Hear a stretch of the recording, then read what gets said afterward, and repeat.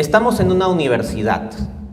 Una universidad es un templo, el templo de la razón. Y aquí la razón se respeta. Por lo tanto, vamos a usar la razón como balanza. Y sobre la balanza de la razón vamos a poner de un lado el teísmo, es decir, la postura filosófica que afirma la existencia de Dios, y del otro lado el ateísmo, la postura filosófica que niega la existencia de Dios. Vamos a ponerlo sobre la balanza de la razón y ver realmente a qué lado se inclina la balanza. En el contexto secularizado, en gran parte laicista, actual que tenemos en nuestros países, pareciera que por default la razón estuviera vinculada al ateísmo y que ser creyente sería simplemente producto de la ignorancia o falta de cultura. Es mi objeto en esta conferencia mostrar que esto no es así. Y bueno, quienes conocen mi trabajo saben que soy muy confrontacional, ¿no? Y voy a plantear esta conferencia en términos de confrontación. No simplemente va a ser poner armoniosamente en la balanza, sino que ahora quiero ofrecer una analogía, un partido de fútbol, confrontación, el ateísmo versus el teísmo. Y vamos a ir a una ronda de penaltis, en que en concreto, desde el ateísmo, se van a disparar 6 argumentos para demostrar que Dios no existe. Y aquí voy a hacer las veces de portero, pero como esos porteros que tapan con los puños o con las piernas, es decir, tirando la pelota hacia afuera. Le vamos a devolver la pelota con fuerza al ateísmo. Vamos a ver cómo el ateísmo va a patear sus argumentos hacia el arco racional del teísmo y con la misma racionalidad les vamos a devolver la pelota. De este modo, pues, quiero mostrar cómo es perfectamente factible, y no solo factible, sino lo más razonable, creer a través de la razón. Voy a presentar en específico 6 argumentos ateos del pensador francés Sébastien Faure y dar respuesta a cada uno de ellos. En la respuesta al ateísmo se va a mostrar la consistencia y poder del teísmo. Sin más preámbulos, vamos a esto. Primer argumento ateo: el acto de creación es inadmisible.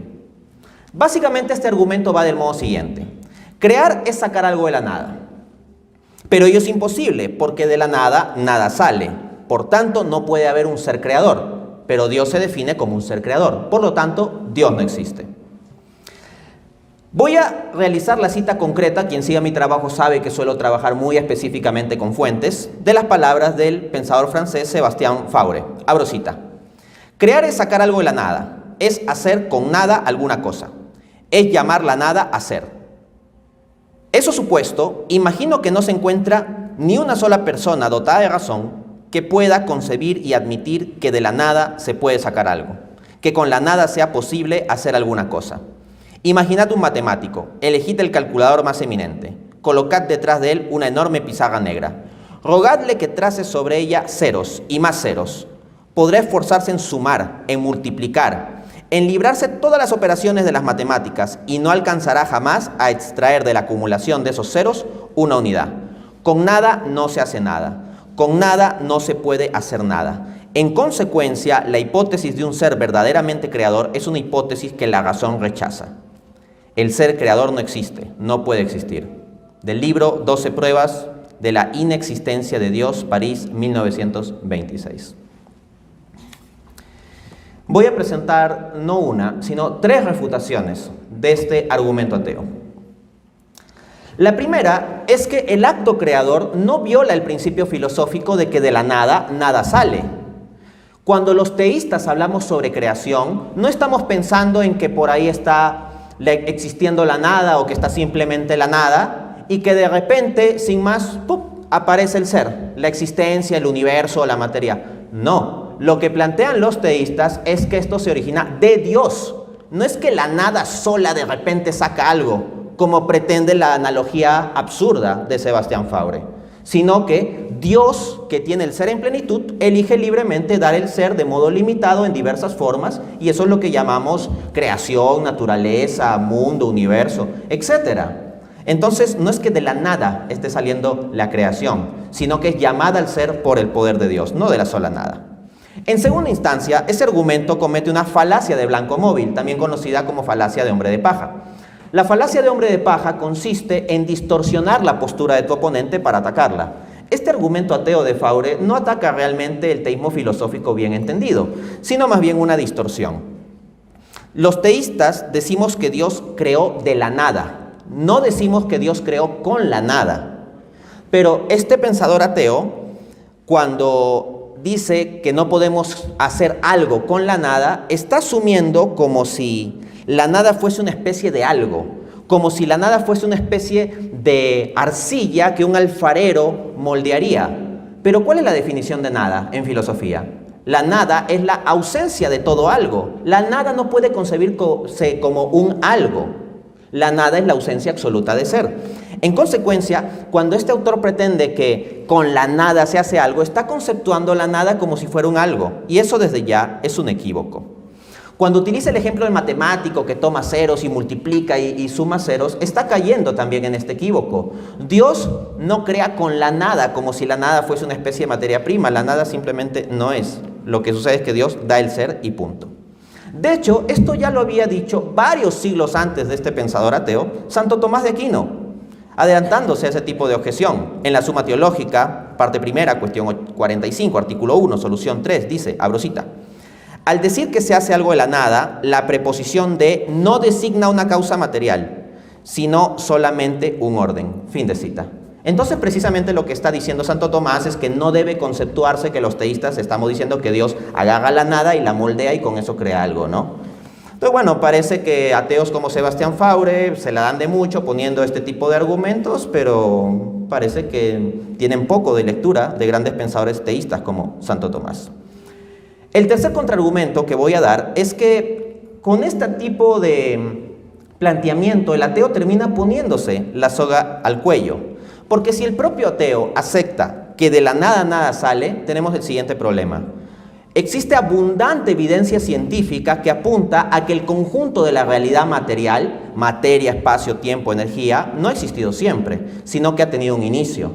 De hecho, esto es lo que implica el teorema de singularidad espacio-temporal, desarrollado por Hawking y Perron. Cuando digo Hawking, me refiero a Stephen Hawking. Se trata de un artículo científico publicado en 1970. El propio Stephen Hawking entonces llega a que el espacio, tiempo, materia y energía no han existido siempre. Ahora bien, si no han existido siempre, debieron tener un inicio. Y si toda la materia tuvo un inicio, como de la nada nada sale, ¿qué se sigue? Que no puede haber salido de la nada. Entonces, toda la materia tiene que haberse originado de un algo. Pero como estamos diciendo toda la materia, ese algo ya no puede ser material. Tiene que ser un algo inmaterial. Entonces tendríamos un algo inmaterial que daría su origen al conjunto de lo material. ¿No es ese acaso el concepto de Dios? Por lo tanto, este argumento termina volviéndose en contra del ateo. Vamos al segundo penalti. Segundo argumento ateo. El espíritu puro no puede haber creado la materia. Básicamente este argumento va como sigue. Si Dios, el espíritu puro, ha creado la materia, con respecto a su principio, esta nos deja dos posibilidades: o estar fuera de Dios o estar dentro de Él. En el primer caso, Dios no podría ser el ser creador de la materia, porque ésta ya habría existido desde siempre, por decirlo así, como al costado de Dios, coexistiría eternamente con Dios si existe fuera. Y en caso la materia exista dentro de Dios, pues ya no sería espíritu puro, porque un espíritu puro no puede tener dentro de sí nada de materia. Cuando decimos que algo es puro es porque no tiene combinación de otra cosa, pero un ser espiritual no puede tener combinación de materia y ser un espíritu puro. Entonces tampoco esa segunda opción se podría. Entonces, como tanto la opción de que la materia esté fuera de Dios como que la materia esté dentro de Dios lleva a absurdos, se sigue que por lo tanto no es compatible ninguno de los dos escenarios posibles con que Dios exista y en consecuencia debemos afirmar que Dios no existe. Ese es el argumento ateo. Voy a leer directamente cómo lo plantea el filósofo francés Sebastián Faure, abro cita: si a pesar de todo vosotros os obstináis en afirmar que es vuestro Dios quien ha creado el universo, ha llegado la hora de pediros dónde, en la hipótesis de Dios, se encuentra la materia en un principio. Y bien, de dos cosas una: o la materia estaba fuera de Dios o estaba dentro de Dios. No le podríais asignar un tercer lugar. En el primer caso, si ella se hallaba fuera de Dios, Dios no ha tenido necesidad de crearla, puesto que ya existía. Y entonces vuestro Dios no es creador. En el segundo caso, es decir, si ella estaba dentro de Dios, entonces tenemos que, 1, Dios no es espíritu puro, puesto que Él tenía en sí una partícula de materia. Y 2, que Dios, conteniendo la materia en Él, no ha tenido que crearla, puesto que ella ya existía. No ha tenido más que hacerla salir. Y en este caso la creación cesa de ser un acto de creación verdadero y se reduce a un acto de exteriorización. En los dos casos no hay creación. Y como Dios debe ser creador, en la concepción teísta tradicional, por lo tanto, Dios no existe, ¿no? Este último lo agrego como conclusión de Faure. La cita sería 12 pruebas de la inexistencia de Dios, París, 1926. Para no perder la costumbre, vamos a ofrecer no una, sino 3 refutaciones de este argumento. La primera es que comete una infantil falacia de falso dilema. Es como que yo te pregunto, ¿los triángulos son políticamente de izquierda o de derecha? ¿Los cuadrados están felices o tristes? Es como que te doy simplemente 2 opciones, pero son opciones que no aplican para el fenómeno en cuestión. Entonces, Dios es un ser espiritual, esencialmente inmaterial. Él no existe en el marco espacio-tiempo. Ahora bien, la distinción fuera de o dentro de, ¿a qué tipo de seres aplica? A los seres materiales. Entonces, el argumento parte de aplicar la distinción de si la materia estaba fuera o dentro de Dios, lo cual es una distinción que solo aplica para seres materiales, y la objeción lo aplica a un ser que es esencialmente inmaterial. Por lo tanto, la objeción misma se basa en un absoluto absurdo, y con eso bastaría. Pero vamos a poner más clavos sobre el ataúd de esta objeción. Segunda refutación. El querer concebir lo espiritual de modo material, así como si la materia estaba dentro o fuera del espíritu puro, lleva a Faure, a este filósofo ateo, a caer en extremos tan absurdos como el querer establecer una relación material entre el espíritu puro y la materia. Me explico. Una relación dentro-fuera es una relación material. Más cerca, más lejos, más pesado, menos pesado, son relaciones materiales. Tú puedes coherentemente establecer relaciones materiales entre entes materiales. Puedes decir que un elefante es más pesado que un ratón. Podemos decir que el micrófono está más cerca de mí que alguna silla del auditorio. Podemos decir, no sé, que dentro mío hay un corazón y fuera de mí el micrófono. Todas esas distinciones aplican porque estamos relacionando entes materiales. Corazón, micrófono, silla, etc. Pero aquí de lo que estamos hablando es de un ser puramente espiritual, inmaterial y la materia.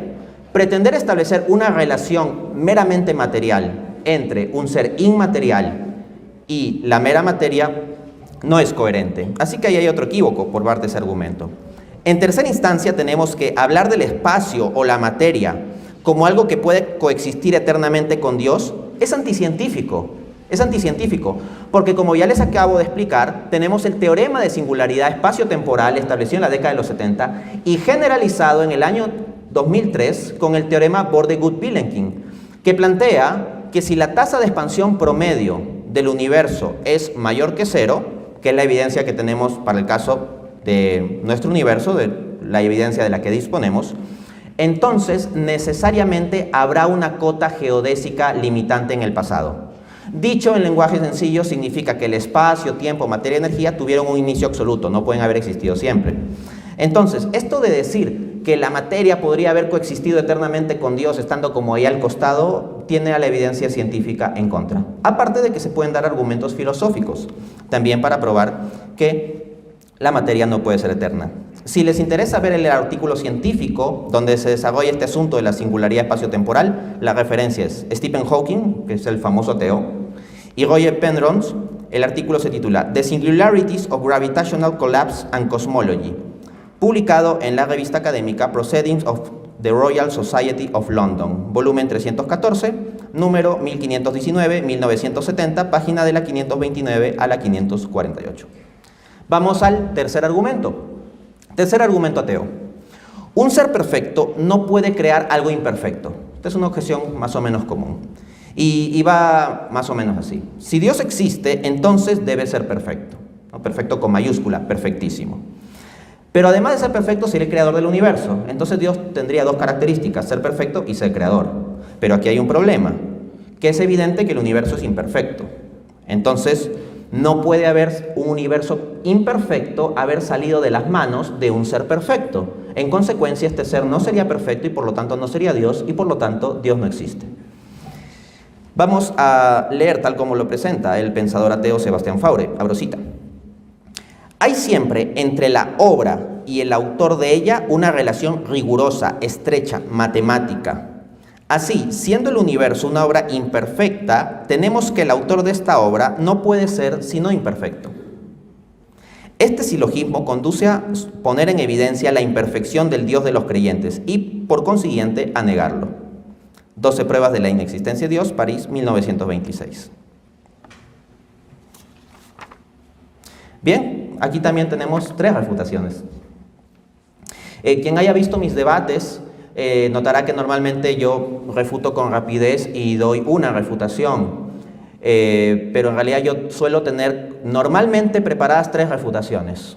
O sea, para mí 2 son pocas, a veces solo tengo 2, pero es muy rara vez, y mínimo normalmente tengo que tener 3 o tengo 4 o 5 bajo la manga. Pero como en los debates todo fluye muy rápido, solo uso una. Pero hay gente que piensa que porque se le puede ocurrir alguna respuesta a esa una que yo he dado, por lo tanto ya me pueden contradecir fácilmente. No, o sea, tengo mi carta 2, mi carta 3 normalmente y varias veces la 4 y en ocasiones hasta la 5.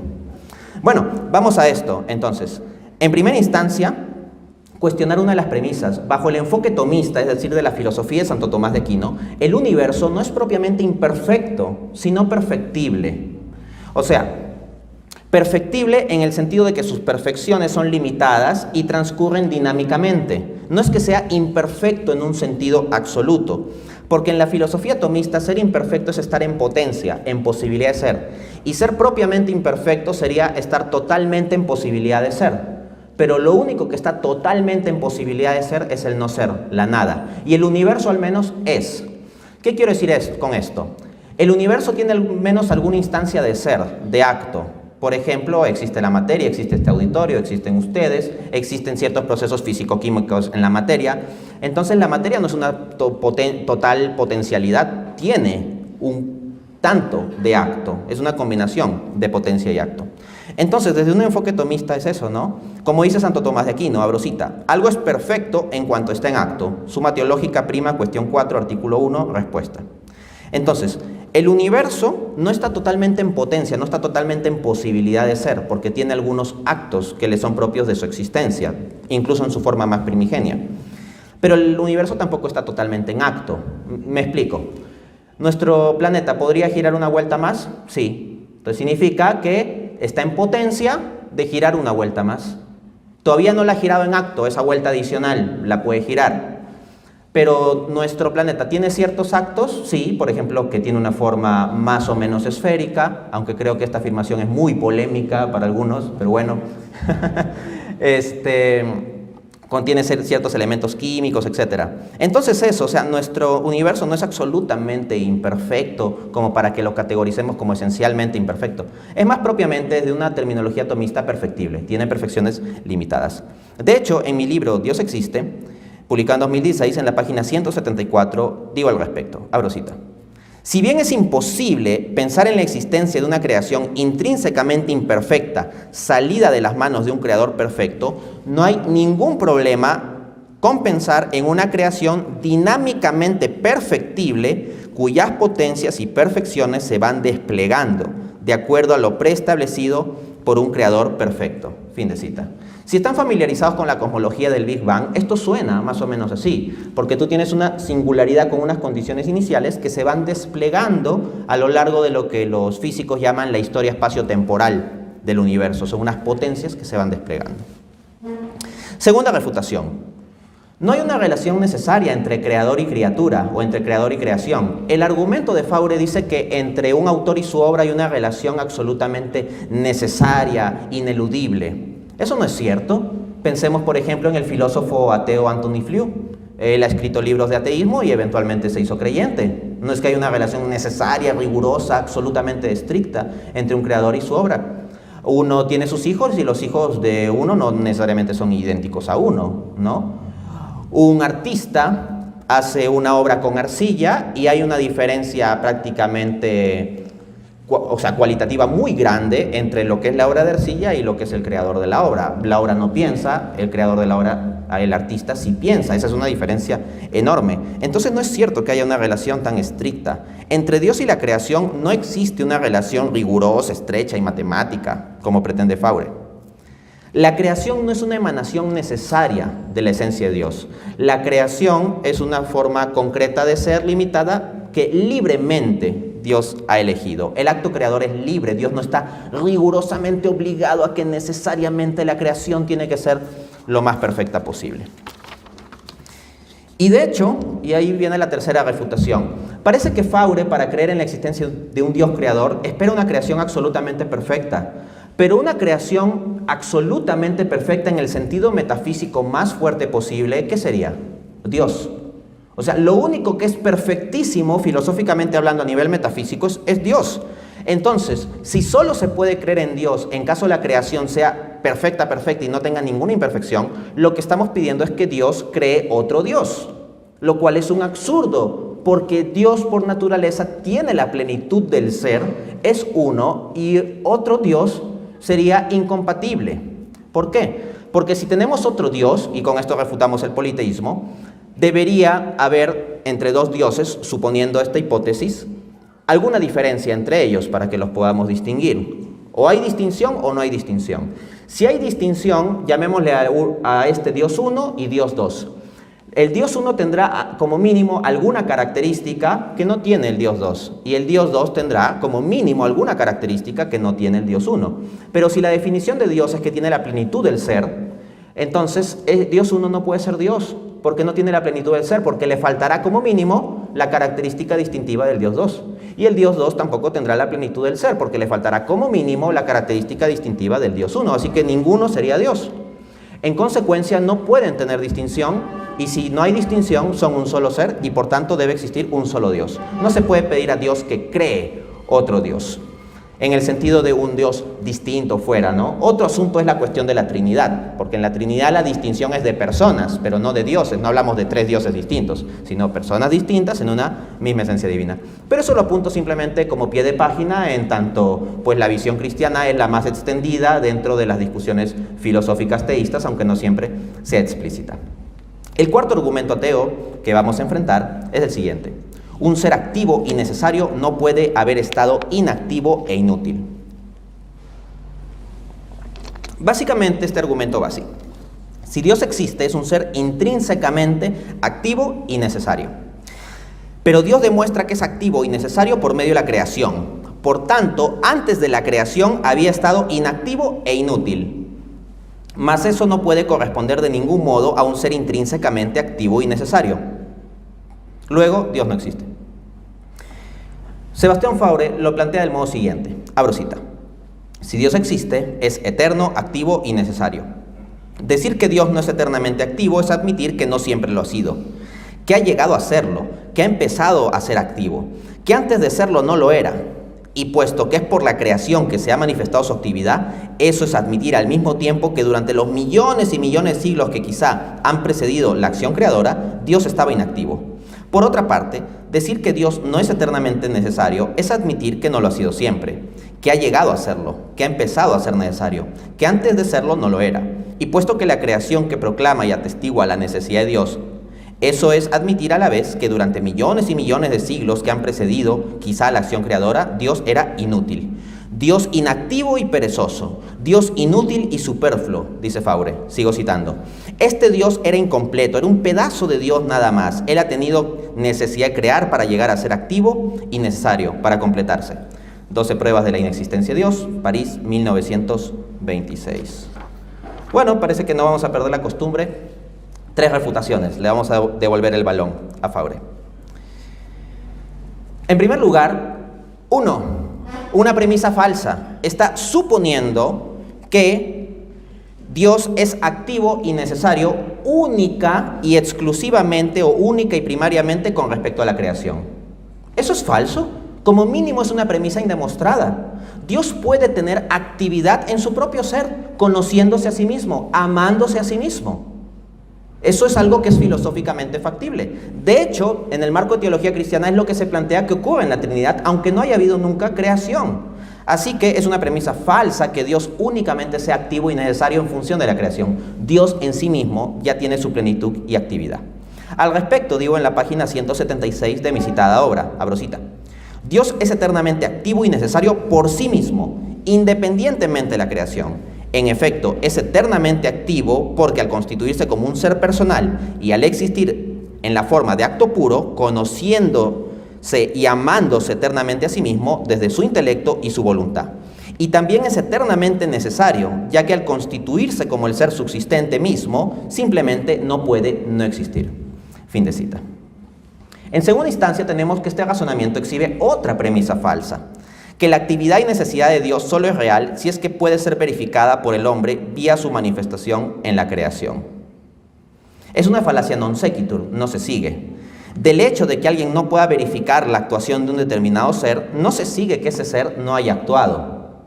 Por ejemplo, hay muchas cosas que nosotros no tenemos cómo verificar y aún así puede haber sido hecho por alguien.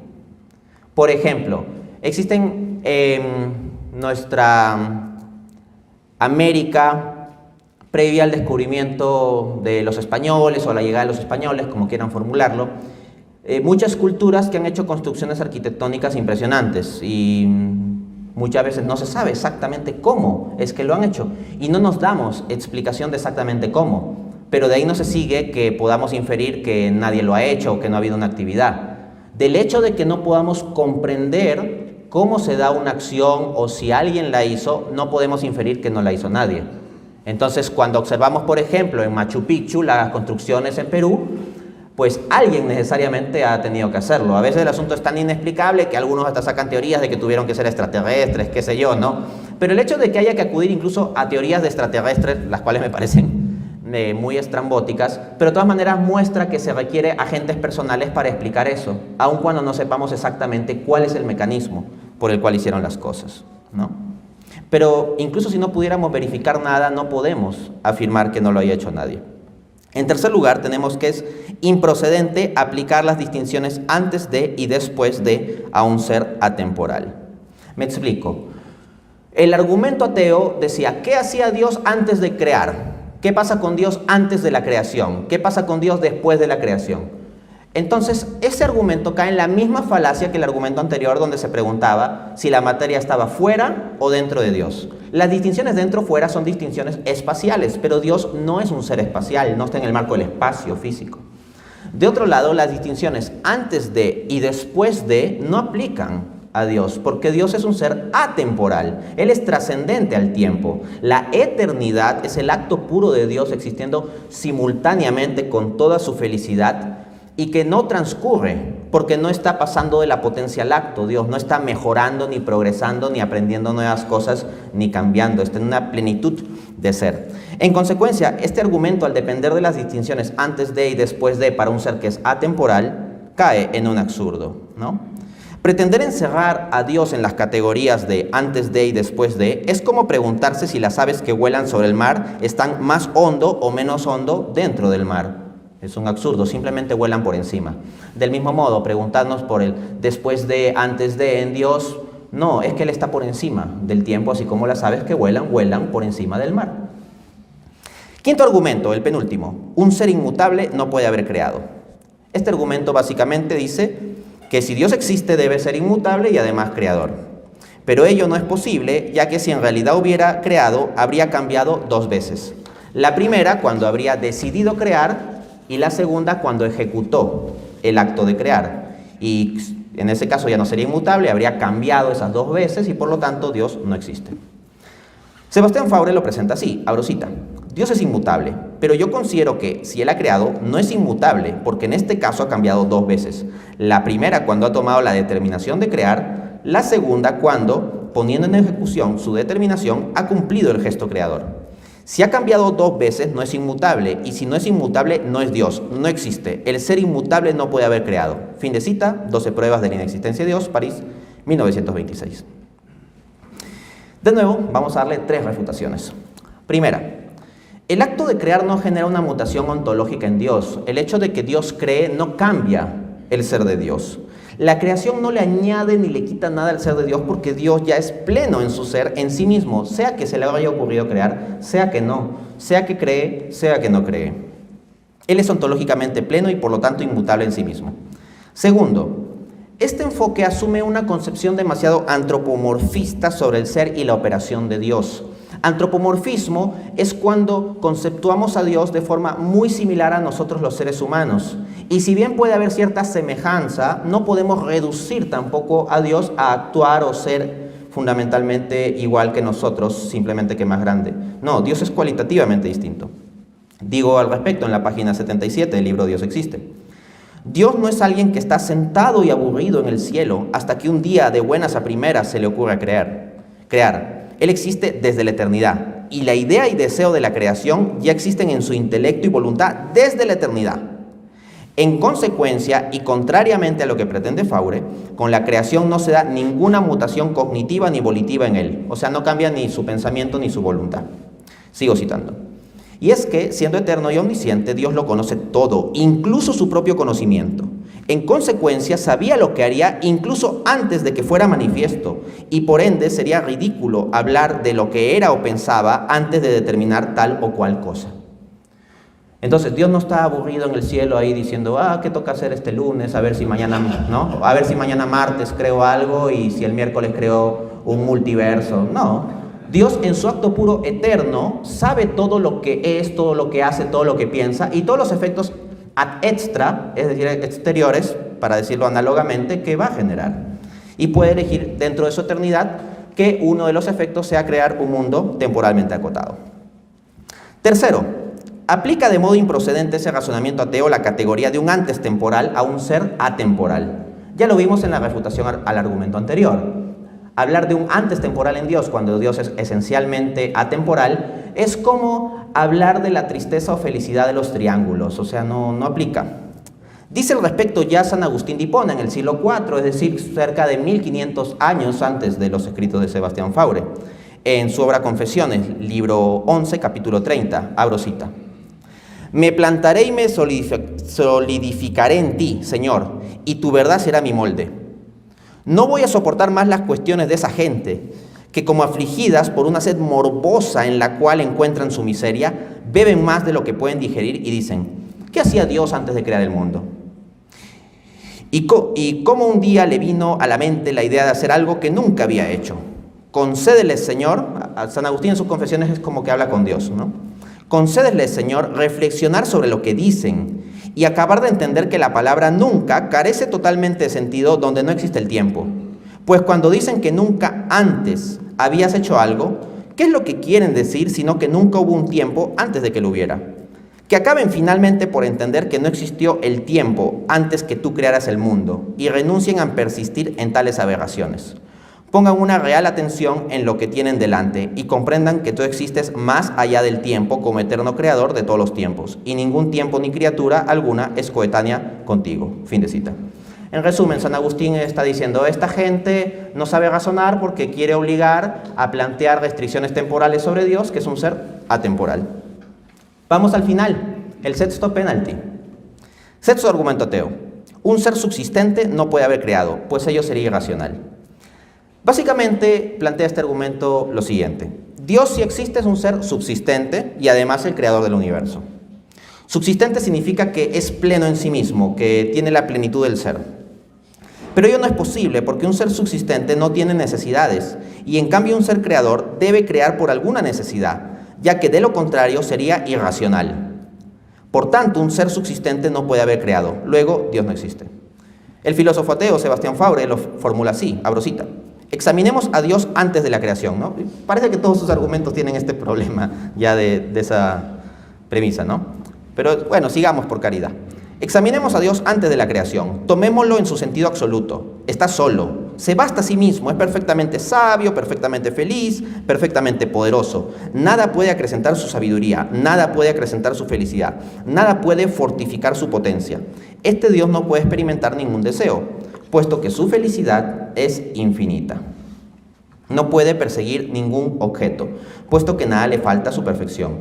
No puede formar ningún propósito, puesto que nada puede disminuir su potencia. No puede determinarse a querer, puesto que no experimenta necesidad alguna. La conclusión se impone, lógica implacable. Dios, si ha creado sin motivo, sin saber por qué, sin objetivo. Y bien, si Dios ha creado sin objeto, sin motivo, ha obrado a la manera de un loco, y la creación aparece como un acto de demencia. Fin de cita, 12 pruebas de la inexistencia de Dios, París, 1926. El primer problema con este argumento es que asume una concepción demasiado antropomorfista de Dios. Es como que asume que si Dios hace algo es porque tiene una necesidad. O sea, incluso respecto a los seres humanos, el asumir que siempre hacemos las cosas por obtener una ganancia puede ser una premisa cuestionable. ¿Acaso no hacemos algunas cosas por genuina generosidad? Pero incluso en el caso de que el 100% de los seres humanos siempre actúen por algún interés egoísta, de ahí no se sigue a que puedas imputar automáticamente lo mismo a Dios. Cuando vemos a un joven llevando unas flores a una chica, decimos, ajá, este seguro querrá algo, ¿no? Entonces pensamos en esos términos, en que si alguien hace algo es por satisfacer una necesidad o obtener una ganancia, para completarse a sí mismo porque requiere ser más feliz o tapar su infelicidad o algo así. Pero no tenemos que asumir exactamente lo mismo de Dios. Este argumento ve a Dios como un ser interesado y egoísta que todo lo hace para satisfacer una necesidad o obtener una ganancia. Si Sebastián Faure o alguien que plantee este argumento o alguien que le convence este argumento es así, bueno, allá él, pero imputar necesariamente eso a Dios, pues yo no veo necesidad. Dios crea no porque necesite completarse, sino para comunicar su bondad, no para obtener un aumento de su felicidad, sino para comunicar dicha felicidad. Él ya es plenamente feliz en sí mismo. En segundo lugar, este argumento, y con esto cierro, comete una falacia non sequitur. De que no entendamos el motivo por el cual Dios crea, no se sigue que haya creado sin motivo. Repito, de que no entendamos exactamente el motivo exacto de una acción de Dios, no se sigue que Dios no tenga motivo. Es una falacia non sequitur. Lógicamente, del hecho de que no entendamos algo, no se sigue que ese algo no tiene motivo. Hay muchas cosas que nosotros no entendemos y sí tienen motivo. Por ejemplo, hay algunas cosas que hace mi esposa y yo no entiendo por qué, ¿no? Y tienen motivo. Entonces, ella lo hace, tiene realmente un motivo y yo no entiendo el motivo, simplemente. Pero que yo no entienda el motivo no significa que no haya motivo. Lo mismo sucede conmigo. Yo hago algunas cosas que ella no entiende. Pero, de nuevo, que ella no entienda no implica que no haya un motivo en mis acciones, ¿no? Si eso se puede dar en el solo marco de nosotros, los seres humanos, por ejemplo, en una relación de esposos, ¿con cuánta más razón no se daría esa asimetría entre criatura y creador? ¿Acaso una criatura tiene que entender siempre y necesariamente todos los propósitos que se le ocurren a Dios? Cierro citando la página 180 de mi referido libro. Abro cita. Cuando Faure sostiene que Dios ha obrado a la manera de un loco, porque ha creado sin objeto y sin motivo, es evidente que dicha afirmación se basa implícitamente en la premisa de que si un determinado sujeto, en este caso Faure, no puede entender el motivo o razón de la actuación de otro sujeto, Dios, entonces éste está loco. Obviamente se trata, también para variar, de una falacia non sequitur, pues del hecho de que un sujeto X no puede entender el motivo o razón de la actuación de un sujeto Y, no se sigue que Y está loco. Sócrates, Einstein y Galileo fueron hombres incomprendidos, pero ello de ningún modo implica que estaban locos. Por tanto, el que Faure categorice loco a Dios simplemente porque no puede entenderlo es una total locura. Fin de cita. Bien, entonces ahí tenemos los 6 argumentos ateos y creo que es fácil mostrar cómo estos argumentos suenan muy intelectuales al comienzo y podemos escucharlo en boca de personas que se la dan de muy intelectuales y pueden tener títulos académicos y decirlo con mucha seguridad y suficiencia, pero en realidad son bastante débiles a la luz de la razón. Y más bien, a la luz de la razón, lo más racional es creer. Y por eso, en un ámbito universitario, debemos defender la fe precisamente porque en nombre de la razón debemos inclinarnos hacia aquello que es más razonable. Muchas gracias.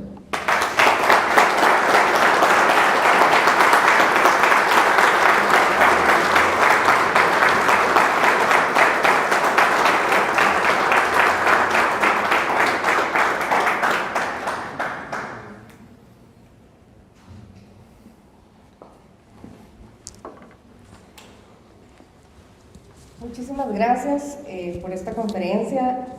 Vamos a tener un espacio para preguntas a nuestro conferencista. Les pedimos, eso sí, que por favor sean muy concretas, ¿verdad? Cada pregunta. Entonces, iniciamos.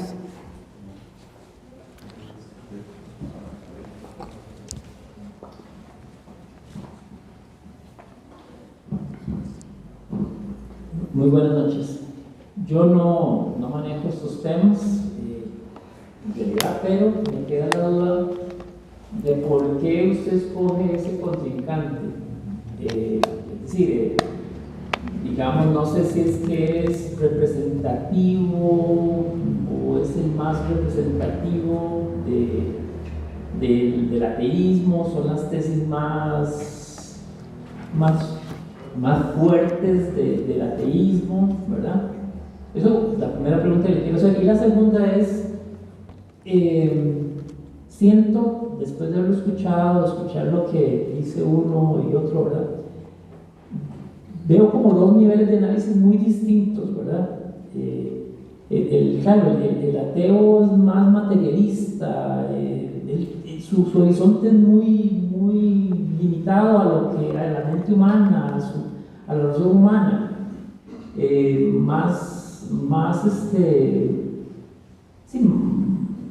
más temporal, más despacio, todas esas cosas, ¿verdad? En cambio, el creyente pues tiene un horizonte mucho más amplio y fácilmente pues lo pone todo en otra dimensión, como ha hecho usted, ¿verdad? Es una dimensión más metafísica, ¿verdad? Entonces también siento yo que es como un diálogo, ¿verdad? En dos lenguajes muy distintos, ¿verdad? Y no sé, tal vez un comentario sobre eso que me queda pensando después de escucharlo. Gracias. Bien, vamos a las dos cuestiones. La primera, ¿por qué he elegido este contrincante, Sebastián Faure? Bueno, en primer lugar porque a mí me gusta pelearme con todo el mundo, ¿no? Entonces, en realidad yo he escogido muchos contrincantes sobre este tema de el debate entre teísmo y ateísmo. Por ejemplo, podría haber escogido a Stephen Hawking. En el año 2018 di una conferencia de crítica al ateísmo de Stephen Hawking, tal como él planteaba en sus libros Historia del Tiempo y El Gran Diseño. Entonces, pero claro, si yo escogiese ahorita a Stephen Hawking sería en gran parte, no el 100%, pero sí en un alto porcentaje una repetición de una conferencia ya dada en 2018.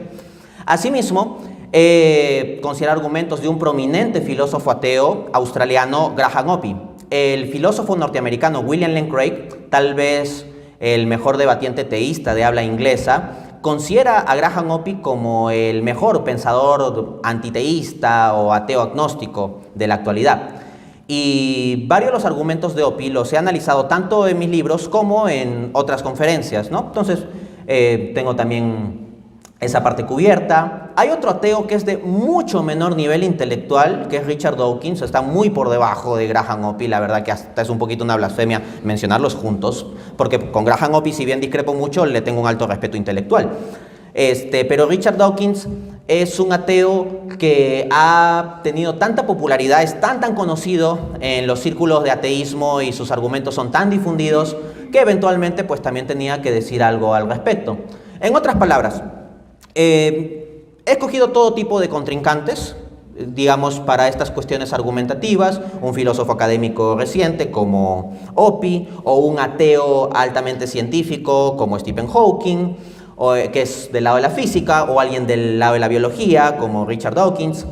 Asimismo, tengo escritos y conferencias en las cuales me enfrento a ateos clásicos de la filosofía como Marx, Schopenhauer, etcétera, ¿no? Entonces eso es simplemente que he tomado estos argumentos en tanto, como mínimo, varios de ellos sí suelen ser más o menos representativos en los foros de discusión entre teísmo y ateísmo. Si uno más o menos se da un paseo por internet y busca sobre estos argumentos de Sebastián Faure, tienen cierto lugar o importancia. No digo necesariamente con esto que todos los ateos lo compartan, pero bueno, si alguien quiere revisar mis respuestas a ateos como Stephen Hawking, a Jeffrey J. Lauder, a Sean Carroll, a Graham Oppy, no me acuerdo si ya lo mencioné, Schopenhauer, Marx, Hawking, Dawkins, etc., está disponible ese material. En cuanto a la segunda cuestión, ciertamente hay como una distinción difícil, lo que el filósofo de la ciencia Paul Feyerabend llamaba el problema de la inconmensurabilidad, porque los teístas asumimos un marco metafísico en el cual existe lo inmaterial. En cambio, los ateos suelen asumir un marco metafísico donde todo es materia. Pero es muy importante entender lo siguiente, ambos son marcos metafísicos. Un ateo que te diga, no, yo rechazo la metafísica porque creo que todo es materia, no está anulando la metafísica, está haciendo una metafísica materialista, porque está afirmando que toda la realidad es única y exclusivamente material. Entonces, el materialista afirma que solo existe la materia y el creyente que existe además de lo material algo más allá de la materia. Parece que no pueden comunicarse. Pero hay algo común al creyente y al ateo en principio, la razón. Los dos son seres humanos, es decir, animales racionales. Entonces puedo plantear preguntas racionales al materialista y le puedo preguntar, si toda la materia tiene un inicio, ¿cómo se originó la materia si de la nada nada sale? No se puede haber originado la nada, entonces tiene que haberse originado de un algo inmaterial. Entonces yo le planteo ese razonamiento al materialista y el materialista me tiene que responder. Y si no me respondo, si no me responde, estoy yo en derecho como creyente a decirle, tu creencia es irracional. No tengo tanta fe como para ser materialista. Y ya está.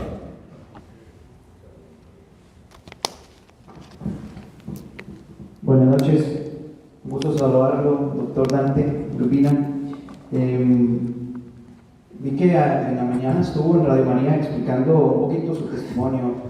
No sé si los que estamos acá saben que Dante fue ateo, ¿verdad? Fue ateo y ¿qué fue lo que lo llevó a creer? Esa sería la primera pregunta. ¿Qué fue ese punto de giro? Otra pregunta sería, ¿cuál es el mejor argumento ateo? El mejor argumento que tal vez usted ha encontrado muy difícil de abordar o por ahí, ¿verdad? Y para darle respuesta. Y la última pregunta, ¿cuál es el panorama actual a nivel de academia de ambas posturas? De la postura atea y de la postura ateísta. Excelente, gracias por las preguntas. No me puedo explayar demasiado, pueden encontrar en internet Dante Urbina, testimonio conversión y bueno, encuentran la historia con más detalle, pero básicamente es un camino intelectual en donde yo partí del ateísmo y mi perspectiva intelectual era juntar todas las herramientas para destruir la fe católica en específico, incluyendo la existencia de Dios, de paso. Y ese camino intelectual me lleva a descubrir a Santo Tomás de Aquino y me encuentro con una profundidad y consistencia filosófica que me dejó impresionado y me dije, no, acá está la verdad que yo estaba buscando y bueno, procuro defender esa verdad que he descubierto. Eso a un nivel instrumental, pude llegar a la fe a través de la razón, ¿no? Pero ya si vamos a un nivel más sustancial, esencial, ¿de dónde viene mi conversión? De Dios. Lo que dije en Radio María en mi entrevista en la mañana, o sea, Dios tuvo misericordia de mí y pues con su gracia fue impulsando algunas cosas. Esa es la verdadera respuesta de fondo, ¿no? Luego, la segunda cuestión, el mejor argumento ateo. Considero que el mejor argumento ateo, el más difícil de responder, es el problema del mal. El problema del mal, o sea, de cómo un Dios bueno existe y a la vez existe el mal y el sufrimiento en el mundo, ¿no? Justo tenía una entrevista en la mañana, ¿no? Y hablaba al respecto de este problema, de la teodicea, de cómo dar una respuesta racional a cómo conciliar esto, ¿no? La existencia de un Dios bueno con la existencia del mal en el mundo. Como he señalado en distintas ocasiones, y sé que a muchos ateos no les gusta que diga esto, pero igual yo lo digo porque no estoy para dar gusto.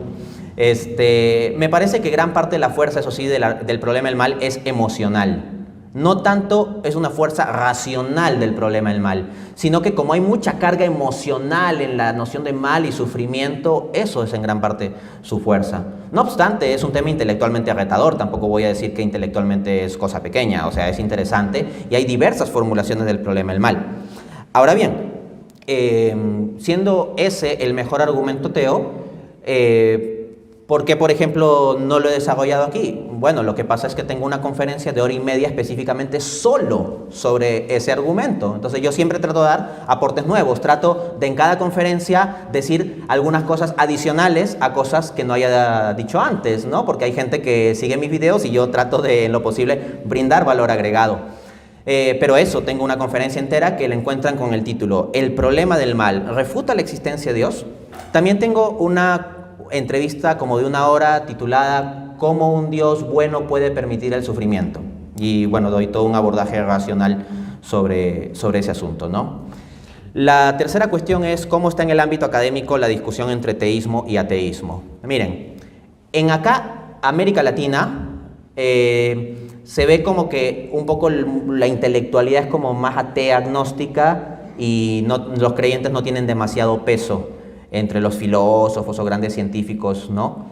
En América Latina. Pero si ustedes se van al top de la filosofía y la ciencia del mundo, al menos académico, según los estándares academicistas que tenemos hoy en día, el mundo anglosajón, Estados Unidos, Reino Unido, etcétera, te encuentras con que la cuestión de la existencia de Dios es discutida en revistas académicas de alto nivel, que profesores perfectamente creyentes son contratados en muy buenas universidades y que grandes universidades organizan debates sobre la existencia de Dios. O sea, a veces acá en América Latina en algunas universidades, ¿no? Felizmente vemos que aquí no es el caso porque hay una visión amplia donde mientras se hable desde la razón se entra en el templo de la universidad. Pero hay universidades en donde ni siquiera se albergaría un debate sobre la existencia de Dios. Sería, esas son cuestiones arcaicas. Decimos aquí desde América Latina en algunas universidades. Al mismo tiempo que hoy en día en grandes universidades de Europa, como la Universidad de Notre Dame, por ejemplo, en Francia, existen debates entre filósofos ateos y filósofos creyentes o pensadores teístas y pensadores ateos. Así que más bien sería ignorante pensar que el teísmo está fuera del mundo académico. Es ignorar el mundo académico pensar eso. Buenas noches, muchas gracias y lo felicito. Muy buena presentación. En la experiencia que yo he tenido con lo de la fe y la razón y todo esto, cuando yo nací, por ejemplo, en una familia de y nos inculcaron mucho la fe, y por eso también, pero con el tiempo lo que a mí me ayudó a tener la experiencia de la fe es la experiencia espiritual de horas de sagrario. Por ejemplo, siempre me dijeron que era una rata de sagrario, pero creo que Santo Tomás de Aquino tuvo también esa experiencia. Entonces uno analiza Hopkins, que yo pienso y cuando lo he analizado a través del sagrario, que uno ha tenido la vivencia, que fue lo que aumentó mi fe, de la experiencia real de la Eucaristía. Entonces cuando analizaba lo de Hopkins, el Rembrandt y todo eso, simplemente puedo deducirlo de una manera, de dos maneras, el ateísmo y la fe. Es que el que piensa en lo humano y la inteligencia, en la razón, ahí solamente está la materia. Cuando se piensa en el espíritu, para llegar a hacer en el espíritu, se mueven muchas cosas para dejarlas al espíritu actuar. Me imagino cuando tuvimos la oportunidad de estar en las pirámides de México, de Egipto, en Machu Picchu, que por cierto es una maravilla.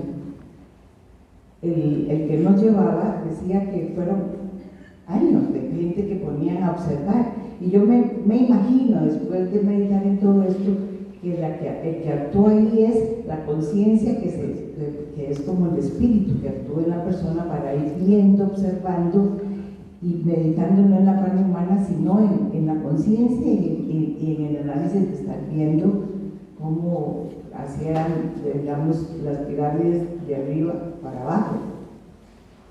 Y me imagino que Hopkins actuó siempre en la inteligencia, y la inteligencia jamás es lo mismo que la sabiduría que viene de Dios, que la da el Espíritu. ¿Me comprende? Sí, me limitaré a decir lo siguiente. Esta conferencia, claro, se enfoca en el asunto del teísmo versus el ateísmo. Y podría explayarme hablando mucho sobre la Eucaristía, pero quiero decir algo más importante sobre eso. No me voy a explayar hablando sobre la Eucaristía, pero sí les diré que absolutamente todo lo que he dicho en esta conferencia es nada comparado con lo que significa la Eucaristía. La Eucaristía es lo más grande que podemos tener sobre esta tierra, no hay cosa más grande posible. Ahora bien, como estamos en un marco racional, discutiendo a nivel racional, simplemente a cualquier persona racional le invito a lo siguiente: analice la Eucaristía, por ejemplo, con el tema de milagros eucarísticos. Investiguen sobre lo que son milagros eucarísticos, busquen la evidencia científica sobre los milagros eucarísticos y analícenla. No les digo ni siquiera váyanse a leer la Biblia, etc. Puedo dar una tonelada de evidencia bíblica sobre la Eucaristía, pero no es nuestro contexto. Pero si quieren ciencia, revisen la cuestión de los milagros eucarísticos a la luz de la ciencia y se pueden encontrar cosas interesantes. Bueno, pero supongo que también hay otros, no sé.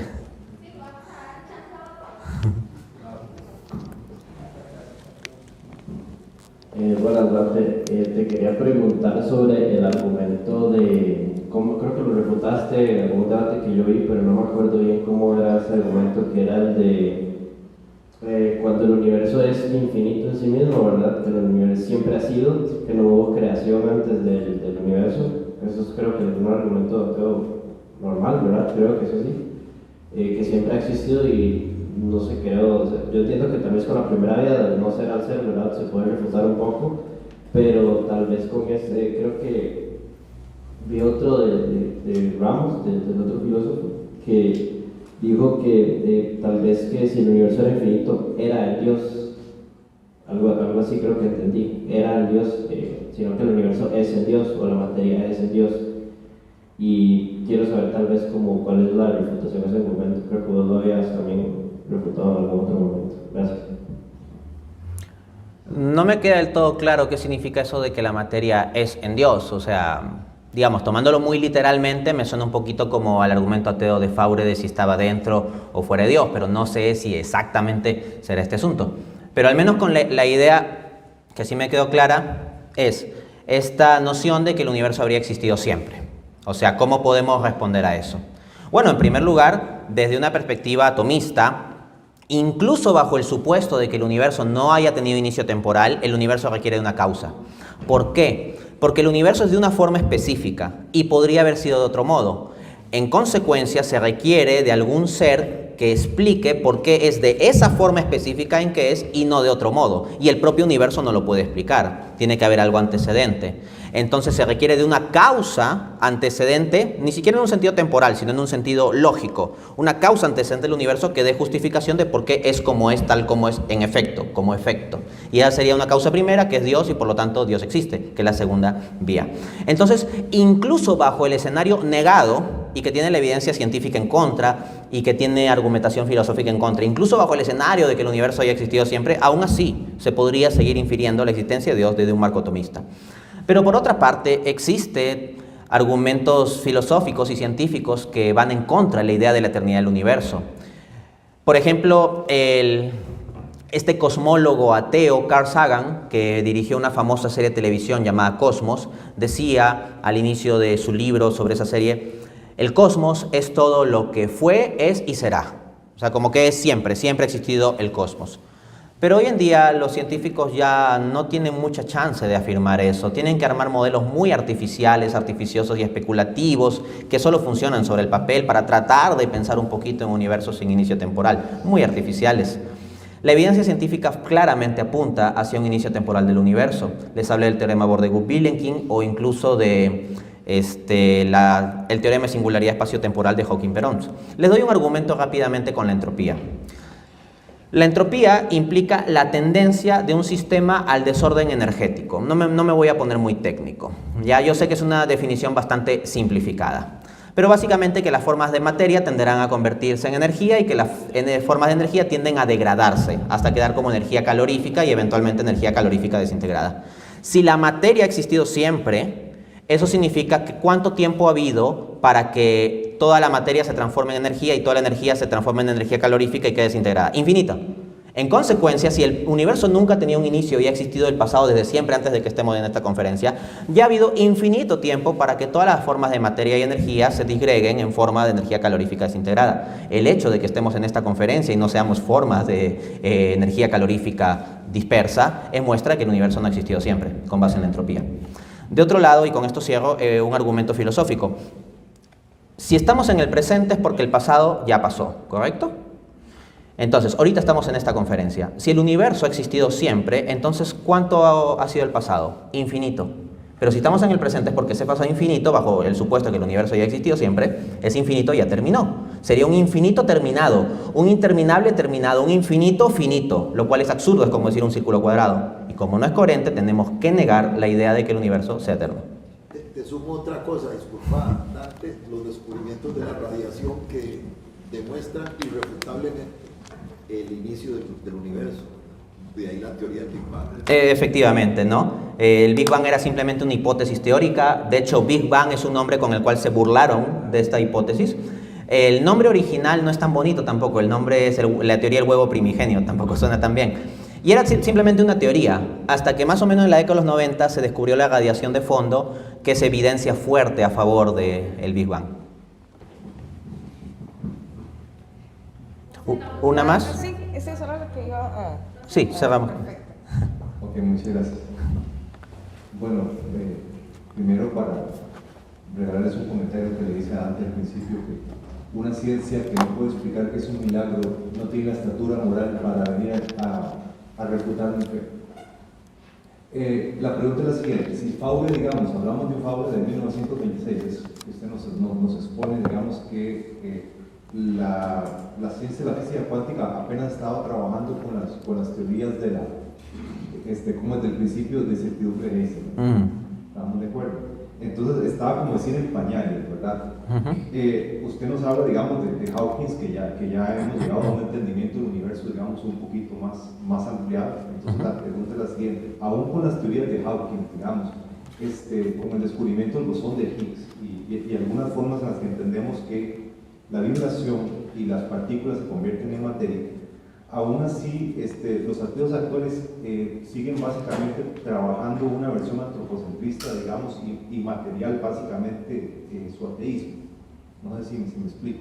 Entonces, el ateísmo sigue por esas mismas bases a pesar de los descubrimientos que hay. Hay de todo. Hay ateos que proliferan mucho que simplemente usan memes, ¿no? O sea, ni siquiera van a armarte argumentos filosóficos como los de Faure, que como ya hemos visto no son la gran cosa tampoco. Y ciertamente existen otros más interesantes como los de Graham Oppy, por ejemplo, ¿no? Que también los he respondido en otros materiales míos. Pero muchos simplemente apelan a burlas, a memes, etc. Entonces hay un nivel de ateísmo así. Hay otros que son como de un ateísmo más filosófico, que pueden agarrar un corte materialista marxista, Marx, Engels y esa línea. A veces en carrera de ciencias sociales encontramos ateos que vienen con ese tipo de discurso. No te meten mucho cosas de ciencia, sino más de filosofía materialista. Hay otros tipos de ateos que son más positivistas, ¿no? Que se cierran en que solo puede ser verdad lo que es científicamente demostrable, probado por el método positivo, la observación, la experimentación y punto. Y existen ateos que tratan de utilizar modelos de física y avances de la física para tratar de contragolpear al teísmo, ¿no?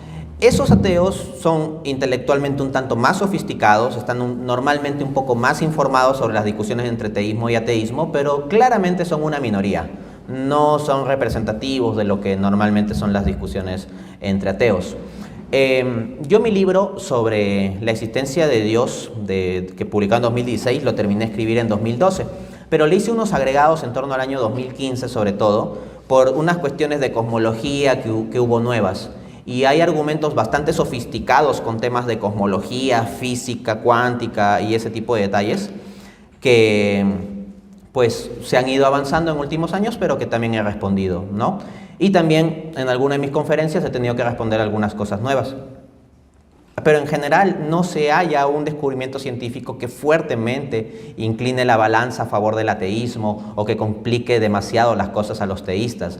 Al final de cuentas, me parece ubicar una tendencia general que apunta a que los descubrimientos científicos están haciendo cada vez más probable un marco teísta, incluso desde una visión meramente racional. Gracias.